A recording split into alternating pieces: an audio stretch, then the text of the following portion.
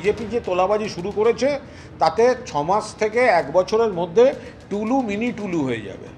দিকে দিকে টুলুর বাবা জ্যাঠারা জেগে উঠছে যে বিভিন্ন জেলায় তোলাবাজি আসছে। পশ্চিম বর্ধমানে খবর নিন, আমি বিজেপির এমন পরিবার বলে দিতে পারবো, যা অভিযোগ পাচ্ছিলাম, পরিবারের 4 জন 4 দিকে যাচ্ছেন, 4 জনই বলছেন এত দাও।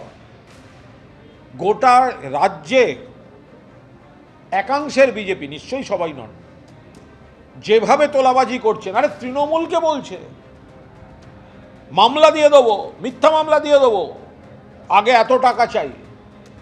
আর তৃণমূলের যে কয়েকজন তোলাবাজিতে নাম করেছিল তাদের কাছ থেকে আবার তোলা তুলছে, মানে ডবল ডেকার তোলাবাজ।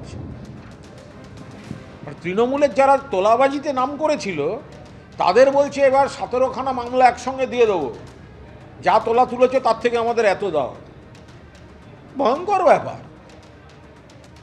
তোলা চেয়ে হুমকি দেওয়ার অভিযোগ এবং অভিযোগ উঠছে বিজেপি নেতা দিলীপ মণ্ডল এবং বাবাই মালিক নামে আরও একজনের বিরুদ্ধে। অভিযোগ করছেন ইমারতি দ্রব্যের ওই ব্যবসায়ী। তিনি যেটা অভিযোগ করছেন যে তার কাছ থেকে 5 কোটি টাকা তোলা চাওয়া হয়েছে।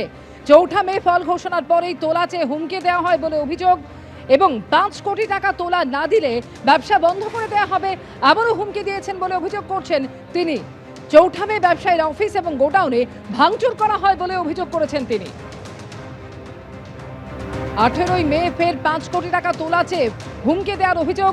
21 মে বিষ্ণুপুরের মল্লিকপুরে গোডাউন এবং গাড়ি ভাঙচুর করা হয় বলে অভিযোগ করেছেন। 3রা জুন হসপিটাল মোড় এলাকায় ফের গোডাউনে ভাঙচুর করা হয় বলে অভিযোগ। বিষ্ণুপুর থানায় 2 দফা এনে অভিযোগ দায়ের করেন ওই ব্যবসায়ী।